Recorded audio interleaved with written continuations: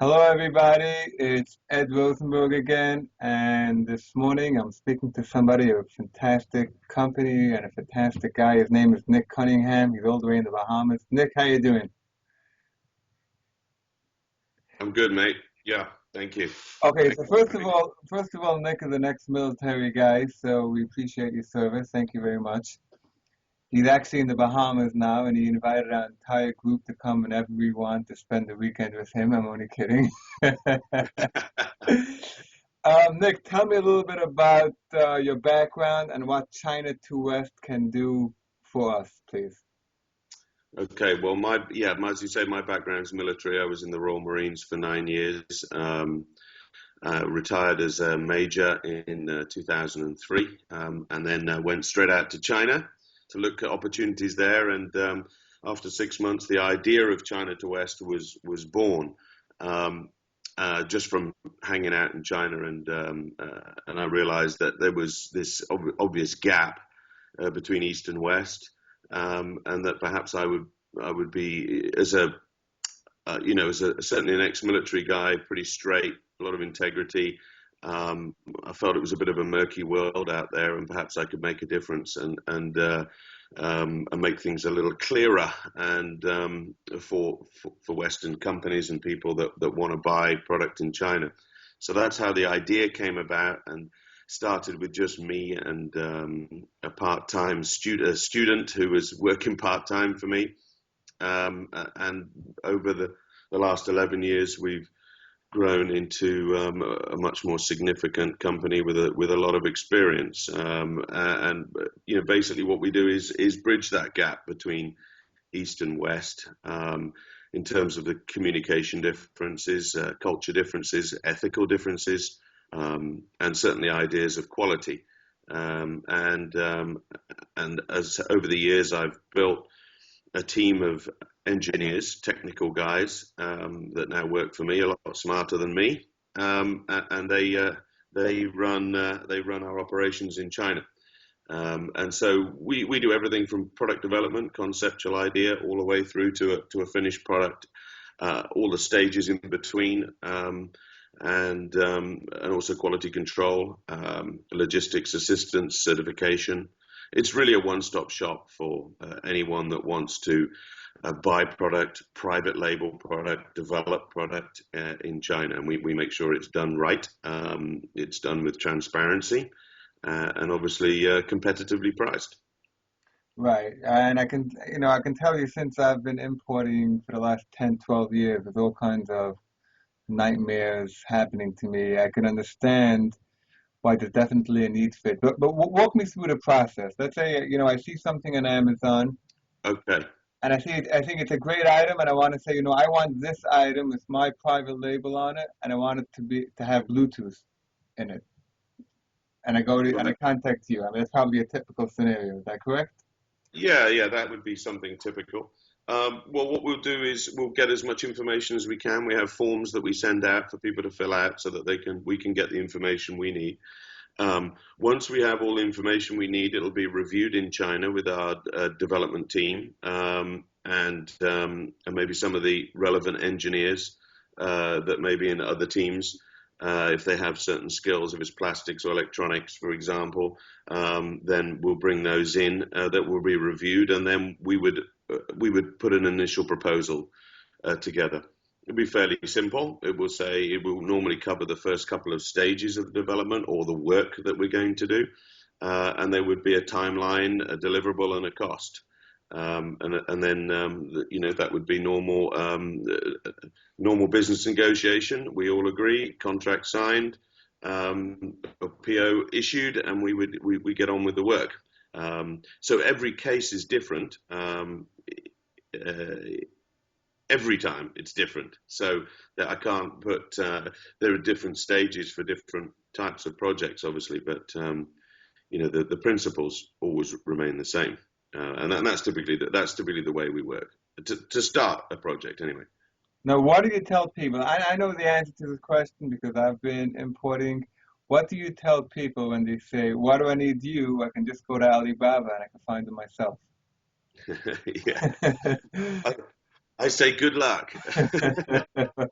um, no, yeah, I mean, Alibaba is a useful tool. We unfortunately have to use it from time to time as well, because even though we have covered over 5,000 projects in the last 11 years, inevitably there are going to be unique products that people want but we won't have already dealt with. In terms of general light manufacturing, we're covered in all of those areas. We have several suppliers for each of those types of production techniques. You talk about plastic injection, plastic extrusion, stamping, forging, all of those. We have them, but sometimes it's useful to find a supplier. For example, if somebody wanted a hairdryer, it may well be more sensible to look for a good quality hairdryer supplier, even though that is made of the products that we can cover in light manufacturing. It can be quicker and cheaper to go with a supplier that knows. So in that case, Alibaba is useful. The problem with Alibaba is, if we take the example of hairdryers, you'll find 1,000 suppliers on there, maybe even 100,000 suppliers. 99% of those will be either no good, or there'll be trading companies that add nothing to the whole deal except a margin. They don't do anything for it. They're just representing a factory, and they don't do anything for that. So there is 1% is there that's good, but that of course takes a lot of time and a lot of headache and a lot of heartache maybe to find. So that's what we take out of the way, and obviously we're going to be paid to do that. But I believe that our time is less valuable than your time. Your time should be spent as a seller, should be spent selling, all of the other things, the operation side within the US, rather than trying to pull your hair out talking to some girl called Kitty in China. And you don't even know who Kitty's representing. So at the end of it, even after all the work, you think you've got what looks like a good supplier, you've got a reasonable price, you still don't know actually what you're going to get. So it is another leap of faith. So as I said, yeah, if you want to go it alone, good luck. You really do need it. It's possible. You might just get lucky. And really, if it's a simple product, of course, something that's less likely to be screwed up, then it's less risky. But certainly, if you're adding, if you've got anything with complicated instruction manuals, or anything with good packaging that you want done right, or something that is you're tweaking a product significantly from its existing existing structure or technical specification, or if you're certainly putting a lot of money into an order, it's a valuable order, then it pays to have someone on your side, someone who knows what they're doing, someone who's in China, someone who's transparent, and that's what we do effectively, is take that risk out of the equation. We have to be paid for that, but of course it is a competitive rate. Otherwise, there wouldn't be any point buying from China in the first place. We recognise that, and in many instances, our including our price is averagely the same as, if you get 10 different quotes, we'll be somewhere in the middle. So we are a trading company on steroids. We're not a trading company, but we're a company, a middleman that adds a margin, but adds a huge amount of value as well. Right, because I've dealt with trading companies in China, so if I deal with you, then essentially I don't deal anymore with trading companies in China. So that's a trade-off, and then I'm dealing with an English-speaking Correct. company that I can trust 100%, and they're basically the zero risk now importing from China. Correct. That's exactly what we do. Now that's in the all-in supply solutions. There's a few different ways that we structure deals with our customers, and it really is, and it can be, certain customers like certain things. Some people really want to deal directly with the factory. I don't know why, but they like to feel that they're doing that, and they would pay us separately, either on a retainer or some agreed way of which we mind and watch their interests in China, be that for the project management, legalities, quality control, whatever it is they want us to do. The other way that we deal, and I think it's a far better way for the customer, is that we become the supplier. So effectively, we become the trading company. We make a front for that factory, and we take all of the risk. So now the contract is between you, the customer, and us. And whatever the factory does, if they screw things up completely, we're still responsible for it. And from time to time, that does happen. You know, and that is where you now have risk-free supply from China, where you deal with us. Right. Uh, And I so pay you? I pay you? yes, exactly. So you would pay us to our Hong Kong company. And here's an interesting one that people don't know. Hong Kong, it comes under international law. So does the US, obviously. China does not yet. So there is actually, if you send money from the US directly to China, there is no law, there is no link by international law. So really good luck going after them. I mean, going after them if you need to. There is a link between Hong Kong. Hong Kong's the old British system still retains the old British system of law, and so it is part of international law. So that's a lot simpler and a lot cheaper to go after a Hong Kong company, which we are. We have both a Hong Kong and a Chinese company, but the contract and the financial transaction is made between Hong Kong and the US in this instance, and therefore there is recourse should it ever come to that. But we haven't had that in 11 years. But if we screw up, we pay for it. That's the way we do things. And again, that comes back to my background as well as military. Military commissioned officer integrity is key, and we need to maintain that reputation. Right. Yeah, I mean, it's incredible. It's basically your trading company, but on my end. Exactly, working for you. Right. Yeah. Yeah. I could definitely, I could tell you because I've imported and I know plenty of people. It hasn't really happened to me. I've come close, but I know people that sent the wire, and the only contact was just a screen name on Skype or on WhatsApp. And if that person disappears, there's nothing you can do. They just shut down, and you got to go to China and start chasing them down. It's not going to happen.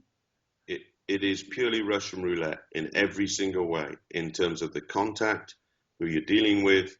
The quality is going to be Russian roulette every time, each time, and it doesn't mean that because the last order was good, the next order will be good. The systems and the processes that they have within these suppliers, a lot of the suppliers, is third world, and and what they can't cope with is the loss of a key person. They can't cope with the loss of a key engineer, and people don't realize that until they go to China and see it for themselves. Some of the places that they're actually ordering from, then they'll understand. We obviously can cope with that. That's what we're designed for, and we know what can happen. But yeah, you literally playing Russian roulette with your business. It really does. The mind boggles when you think how reckless people are with who they deal with in China. And what's funny about it is people seem to think it's acceptable. Actually, it's an acceptable risk. I hear this a lot. I said, do you not get issues with China in terms of the communication delays, quality problems? And more often than not, I hear, well, yeah, of course I do. That's China. But it doesn't need to be. I mean, of course, maybe they don't know any different, but a lot of people expect it, and I don't think they should. And this is a bit, people's business can rely entirely on good quality supply on time. It really does. That's their livelihood. One bad order puts you out of business. I mean, sometimes. One bad order puts you out of business, screws up your cash flow. Yeah. You get kicked off by Amazon for having poor quality, labels not right, feedback terrible. It really is. It's extremely dangerous a game to play with, and there must be. Well, I know hundreds of examples. There must be thousands, if not hundreds of thousands, of people who've lost money at best, or really, had their business destroyed by really not having their eggs in a row, or in China. Right, and it's also less work. I see a tremendous value in this, and the way you're portraying it. There's definitely a value in it. Let me ask you a question about paying you. So some of the factories, I mean, either you give a letter of credit, in which case you're pretty much paying the bank. Do you ever offer any credit, or we have to pay you up front before it chips? Well, the typical rule is we'll go with what the supplier tells us. Now, um, so that's very unlikely to be credit early on. Very unlikely. In fact, never. Except, well, there are a couple of examples, but those are from major customers that have come in, and we've talked it up a good game. But generally, no. Credit terms are possible later. They're possible both from the supplier and from us at a later date. Once the business is rolling, and there's confidence on both sides, etc., then credit can be can be applied. But typically, no, it would be the same terms as the supplier.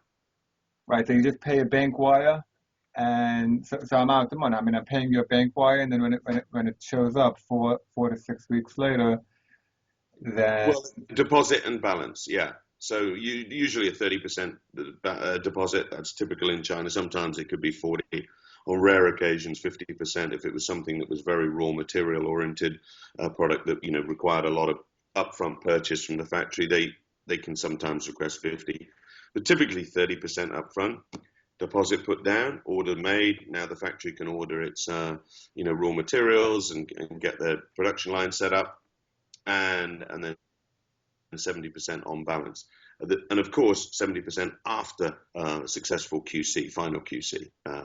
So we go and do that, make sure we send a report, and we say, okay, now the factory's ready to be paid. But obviously, pay us, and then we pay the factory. But that now balance is ready. We won't ask for balance until it's ready to ship. right. Now I know people are going to ask this question because I'm thinking, let's say I have my 5 or 6 suppliers I've been using. Yep. Is there still a value in using you? Do people still use a service like you? That you know what? Let me just let you deal with it moving forward, or is it only for new suppliers typically? I mean, I think that depends. It depends on a couple of things.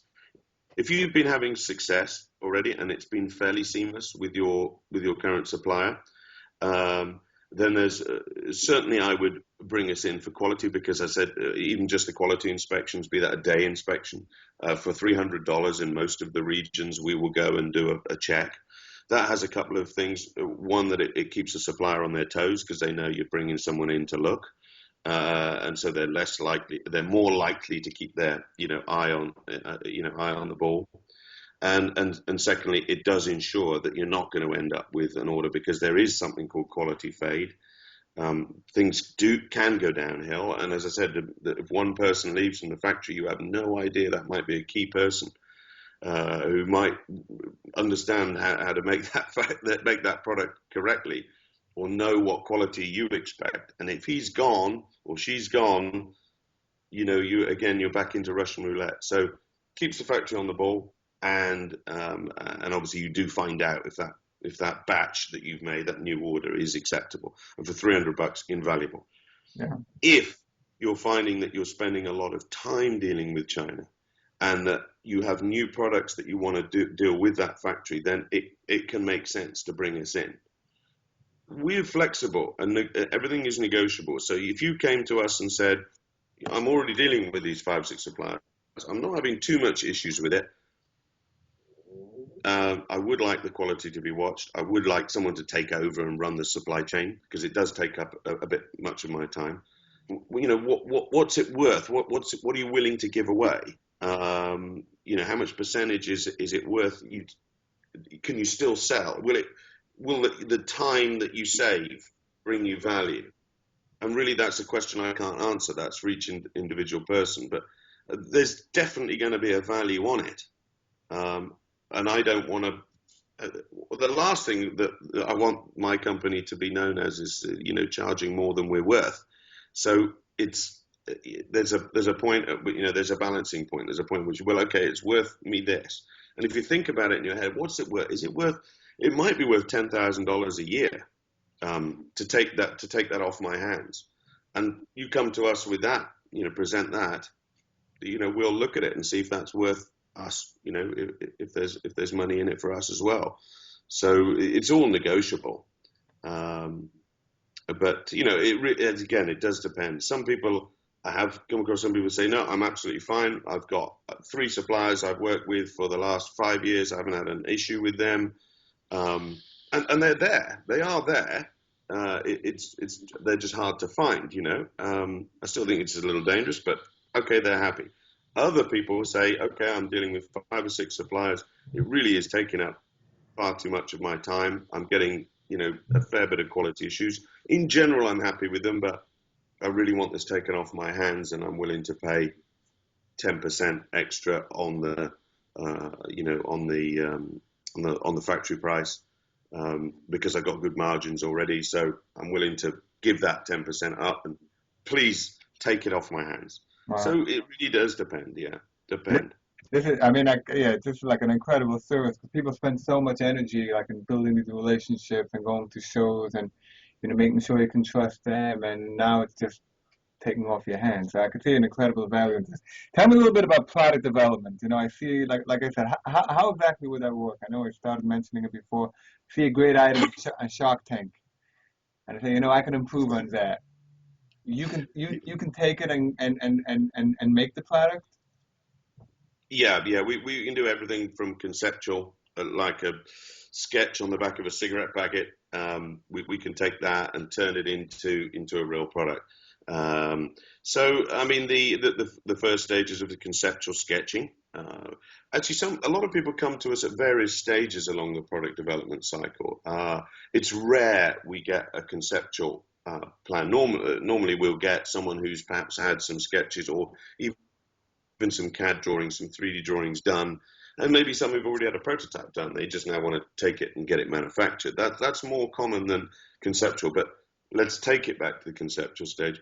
You do the conceptual sketching, and the artist will come up. We can all do this in house, or the industrial designer will come up with some designs, and typically that would be some options so that you can get the feedback from the client which direction they want to go with their product.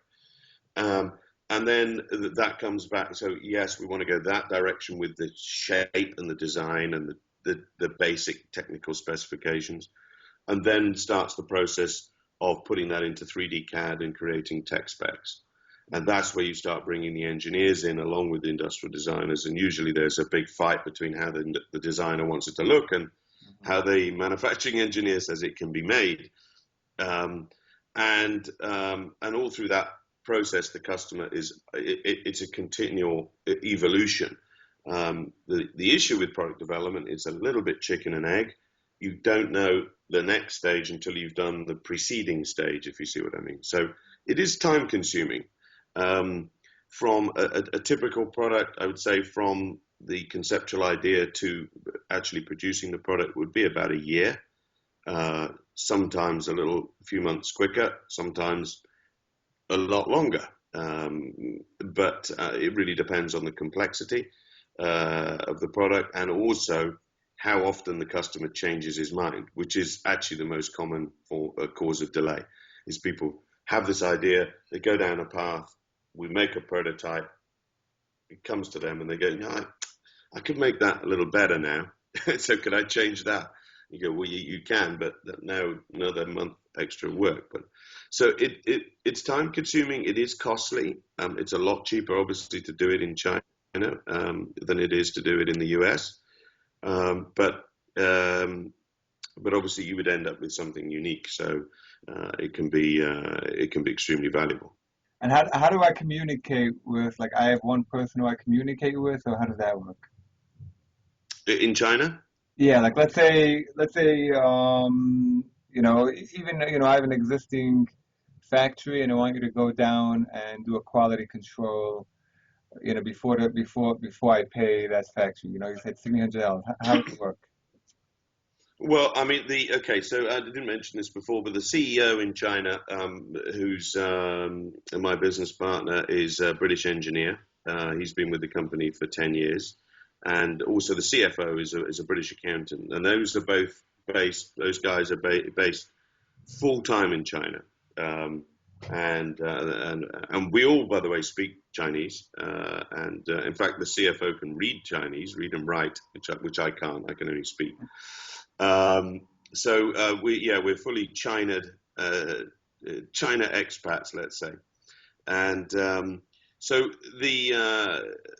obviously that gives a great deal of comfort to our customers as well to know that there is that the upper management there is Western. But you would be allocated somebody within, depending on what project it was, allocated somebody within the team. For QC, we have a QC controller. For industrial design, in fact, our lead designer is a British industrial designer, so you would talk to him. We have an aeronautical engineer, so depending on what type of product it was, drones, for example, is one thing. He's an Indian aeronautical engineer, so he would be the point of contact. For plastics, we have a guy called Oscar, who's a plastics engineer. So it really depends on what it is, but you'd be given somebody, and maybe more than one at one stage as the process goes through. But at all times, you would have the upper management, like Mark, who's the name of the CEO. You'd have Mark on copy. If things go wrong, or if he spots things are going slightly awry, he can jump in and fix stuff. But they'll let me, like, let's say, I'll have the guy go to the factory. I'll say, snap a couple of shots and send them to me. I'll be able to do Yeah, that. absolutely. Yeah, we're completely transparent on that. There's nothing hidden from the fact. The factory's not hidden. You can go to the factory. You can meet them all.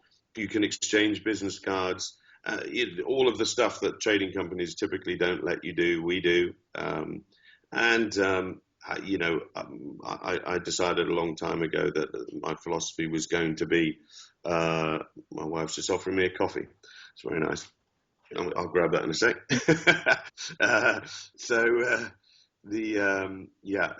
What was I saying? Right. No, so I can Yes, say, everything's transparent.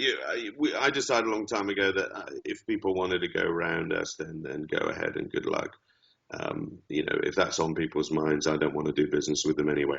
So that's not the way not the way I choose to do my business. but Everything's the way it should be done is that like once you find me the factory, let's say I'm going through you and I'm paying, the few percent more, I'll always be dealing with you. That's really how it should work.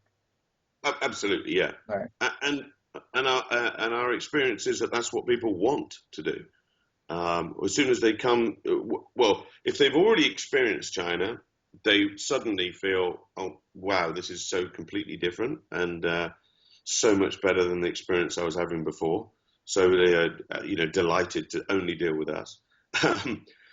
Or if they're certainly first timers and then they come out to China and they deal with it and then they see what it is we're doing there, then they suddenly realize that wow, these guys are valuable, because how the hell would I deal with these? I have to be coming out to China every couple of months just to run this project.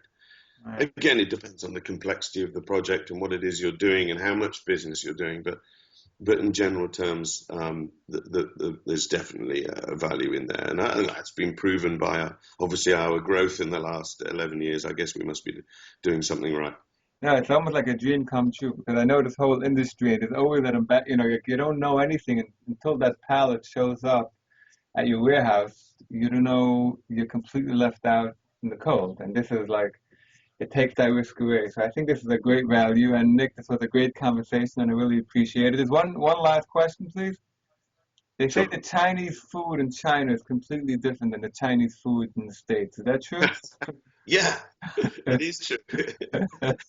Yeah, absolutely true. And I much prefer the food in the States, actually, Yeah, Chinese yeah, I'm food in the sure. States, because I'm a Westerner.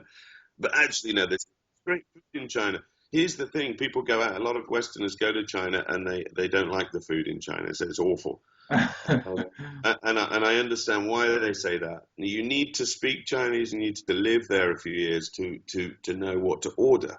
Right. So let's say you take every different province in China has maybe 100 dishes that they're famous for. Well, probably 95 of those are pretty horrible, to be fair. Um, they're either traditional or they're good for you or something, but they don't taste very good. But five will be outstanding of that 100. What happens is over the time you work out when you go to these restaurants, you say, is this a Hunan restaurant, Sichuan restaurant? You know which type of restaurant you're going to. You know which 5 dishes to order. And then you're happy. And all of my Western customers that come over, they're happy too. But this is a very good point.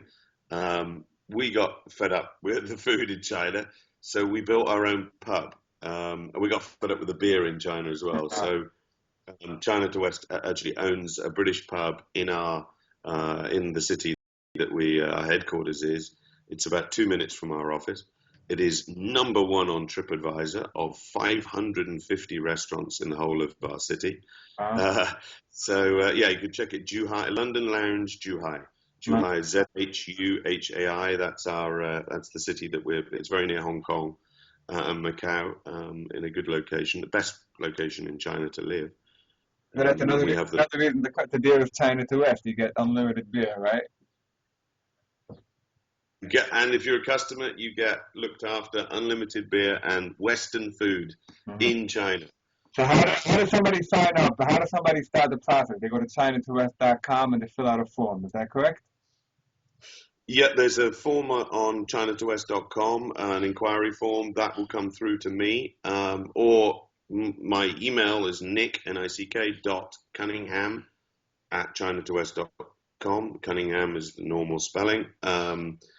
And the process is I have to do a lot of filtering. So for some guys out there, let me just say that I will have to filter. I will have to ask some frank questions because I deal with a dozen inquiries a day, and obviously I have other stuff to do as well in terms of business development. So I have to be pretty quick with people, just to establish if it's something that we could get involved in. Um, and there would be a charge is going to happen pretty soon. I find it to be over the last 11 years of doing this, it is the best filter. It's rarely wrong. It's the best filter of finding out who's serious, who really wants to do some business with us. The charges aren't expensive, but we can ask anything from 250 to 500, maybe even $1,000 if it's something more complex, to go and do some research, whatever it is that you want. If it's a sourcing thing, or to go and talk to a factory, what we're not going to do is work for free. Right, but I understand that, but you don't want a company that's for $2,000, right? A guy that's an order for $2,000. You're not interested in that. Is that correct? Yeah, right, of course, yeah. I mean, that just simply, we can do the quality control for that, but us to get involved in supply chain, I mean, a minimum order really needs to be around $10,000 to make it economically viable for us to get involved on as the trading company, as the middle guy, to deal with everything, to take over the risk. Right. That's what I mean is the minimum order. Of course, we'll do jobs, any job we can do for somebody. If they want us to go and kick ass in a factory, we can send one of my guys down to the factory for $300, and that may be what they need. Right. If for us to get involved, it needs to be, orders of $10,000 at a time, Right. in terms of the risk guarantee. Okay, so that makes a lot of sense, and I think it's an incredible value. And Nick, it was a pleasure speaking to you, and we'll be in touch. Thank you so much. Thanks, Ed. I really appreciate it, mate. Cheers.